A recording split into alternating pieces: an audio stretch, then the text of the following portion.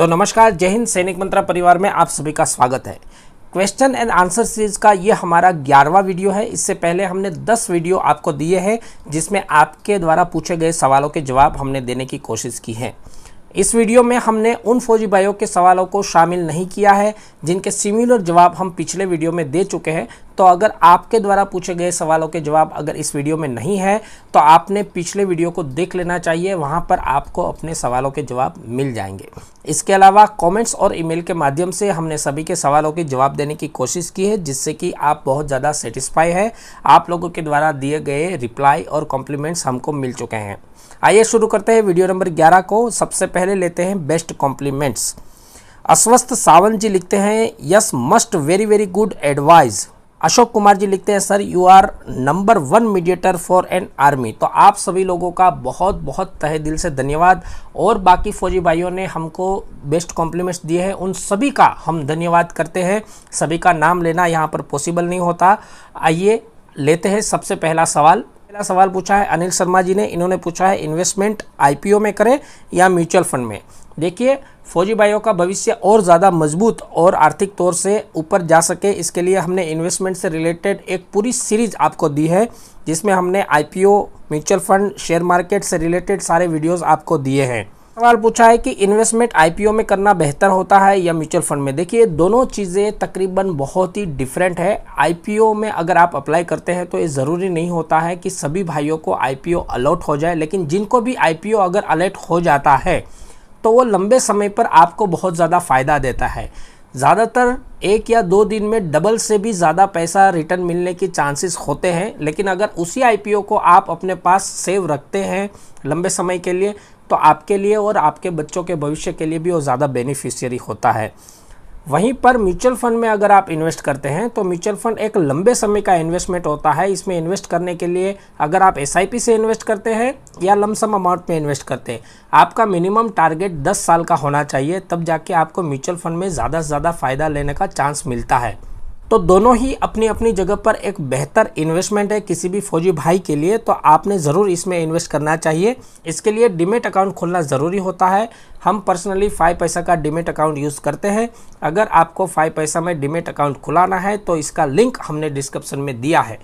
लेकिन एक चीज़ का ध्यान रखिएगा, 5 पैसा का अकाउंट खोलते हुए आपको प्ले स्टोर से कभी भी इंस्टॉल करके नहीं खोलना है। इसमें काफ़ी सारे चार्जेस लग जाते हैं। किसी ना किसी के रेफरल लिंक से आपने खोलना है, उसमें आपको फ़ायदा होता है। हमने डिस्क्रिप्शन में जो लिंक दिया है उसमें अगर आप 5 पैसा का डीमैट अकाउंट खोलते हैं तो आपको 1 महीने तक कोई ब्रोकरेज चार्ज नहीं लगेंगे, ओपनिंग का कोई भी चार्जेस नहीं लगेगा। उसके अलावा 250 रुपये का आपको बैलेंस भी मिलेगा। दूसरा सवाल पूछा है एसके आतिफ एमडी ने। ये पूछ रहे हैं सर मेरे कमर में चोट लगा था, मेरी इंजरी रिपोर्ट भरी नहीं है, इनिशियल मेडिकल बोर्ड में एग्रीवेटेड यस है, मैं इसी साल पेंशन जा रहा हूँ, क्या मुझे मेडिकल बोर्ड मिलेगा। तो आतिफ जी, आपकी अगर इंजरी रिपोर्ट नहीं भरी गई है और आपका इनिशियल मेडिकल बोर्ड में एग्रीवेटेड यस लिखा है तो ये चीज़ उसके ऊपर डिपेंड करती है कि आपकी डिसेबिलिटी कितने % लिखी गई है। अगर आपकी डिसेबिलिटी 20% से ज़्यादा है तो आपको डिसेबिलिटी पेंशन मिलने के चांस बढ़ जाते हैं। इसके अलावा हमने डिसेबिलिटी पेंशन के बारे में एक डिटेल्स वीडियो बनाया है, इस वीडियो को आप चाहे तो देख सकते हैं, उसमें संपूर्ण जानकारी हमने दी है। तीसरा सवाल पूछा है अर्जुन डी गढ़वी जी ने। तो गढ़वी जी पूछते हैं कि सर मेरी सर्विस 19 ईयर्स स्टार्ट है, मैं हाई एल्टीट्यूड से अभी आया हूँ, मुझे अस्थमा की प्रॉब्लम हो गई है, लेकिन मैं वहाँ पे बताया नहीं था, अभी मैं पीस में हूँ, तो मुझे अब क्या करना चाहिए। मैं हार्डवर्क नहीं कर पाता हूँ, रात में अचानक मेरी सांसें फूलने लगती है। तो गढ़वी जी, हमारी तरफ से आपकी समस्या को देखते हुए यही सलाह रहेगी कि आप जल्द से जल्द, आपको अस्थमा की बीमारी है, ये बीमारी हार्ट से रिलेटेड है, आपको जल्द से जल्द अपने डॉक्टर को दिखाना चाहिए, एमएच में रिपोर्ट करना चाहिए और वहाँ से आपको क्या क्या चीज़ें मिलती है उसके बारे में आगे हमें बताइए ताकि हम आपको सही रास्ता दिखा पाए। लेकिन अपने शरीर के साथ बिल्कुल भी नेगलिजेंसी ना करें। अगर आप शरीर के साथ नेगलिजेंसी करते हैं तो आपको भविष्य में बहुत सारा नुकसान उठाना पड़ सकता है। जल्दी से जल्दी अपने डॉक्टर को दिखाइए और अपने शरीर को सेफ रखें। शेयर मार्केट गुरु ये पूछते हैं सर मिलिट्री डिसेबिलिटी का बाहर के जॉब पर कोई प्रॉब्लम होता है क्या। तो शेयर मार्केट गुरुजी, हमने मिलिट्री डिसेबिलिटी को लेकर बाहर आपके फ्यूचर में क्या इफेक्ट पड़ सकता है उसका एक डिटेल में वीडियो बनाया है, जिसमें आपके दिल में जितने भी सवाल हैं उन सभी के जवाब हमने देने की कोशिश की है। आप उस वीडियो को देख लीजिए, आपकी समस्या का समाधान हो जाएगा। अजय फॉरएवर जी पूछते हैं, सर प्लीज़ रिप्लाई ज़रूर करें, मैं गोट के कारण कैटेगरी हूँ, सर्विस 16 साल है, जून में रिकेट बोर्ड है, उसके बाद मैं सर्विस अनविलिंग करके पेंशन जा सकता हूँ, मैं ईएमई का जवान हूँ, मुझे पोस्टिंग आए हुए 2 महीने हुए हैं। अजय जी, आपने आपके सवाल में ये चीज़ नहीं बताई है कि आपके बोर्ड में क्या लिखा हुआ है, आप एग्रीवेटेड बाय मिलिट्री सर्विस है या एट्रीब्यूटेबल बाय मिलिट्री सर्विस है, इन सब चीज़ों को आपने क्लियर नहीं किया है। सभी फौजी भाइयों को हम फिर से एक बार विनती करते हैं कि जब भी आप हमें प्रश्न पूछते हैं तो अपनी पूरी डिटेल्स के साथ प्रश्न पूछिए, ताकि हमको जवाब देने में आसानी हो और आपको सही 60 जवाब दे पाए।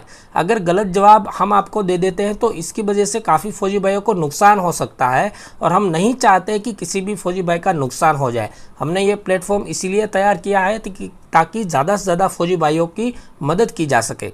अजय जी ने जो प्रश्न पूछा है उसमें काफ़ी सारी डिसेबिलिटी से रिलेटेड शर्तें लागू हो जाती है।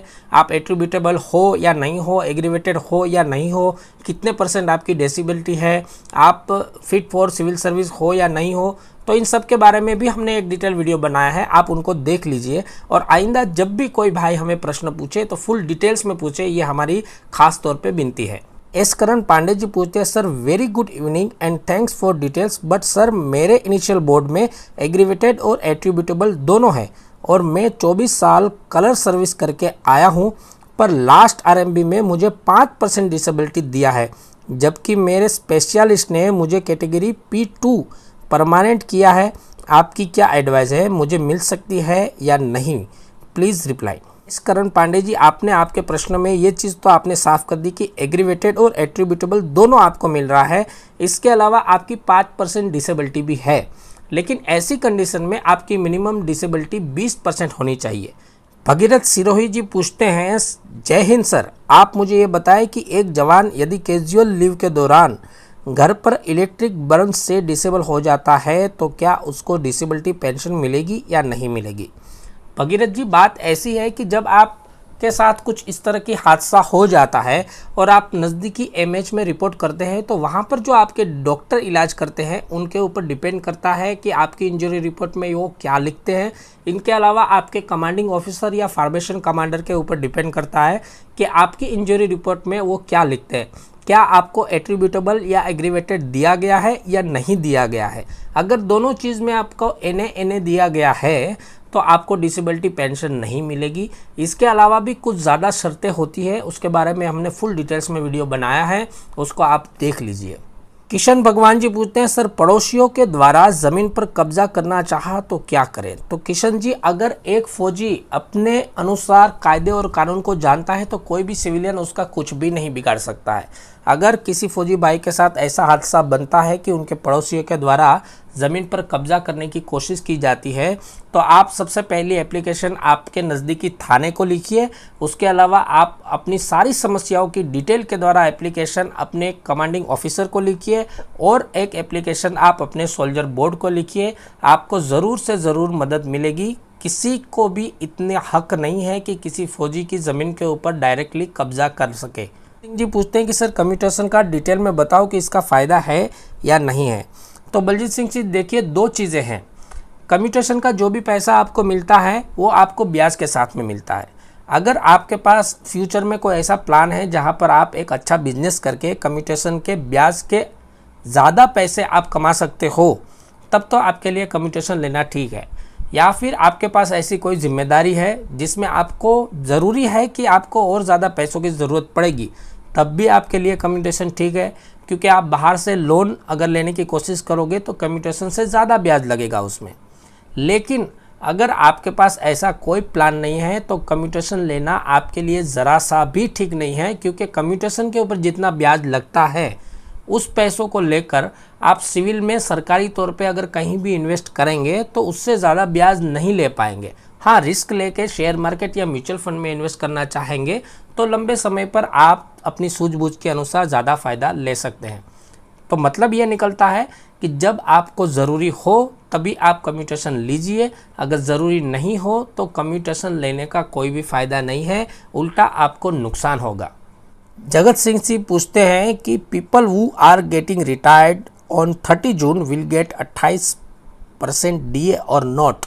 तो देखिए, अभी तक डीए के बारे में जो लेटेस्ट न्यूज़ है उसमें बताया गया है कि जुलाई 1 तारीख से आपको डीए की किस्तों के साथ डीए मिलेगा, हालांकि उसका एरियर आपको नहीं मिलेगा।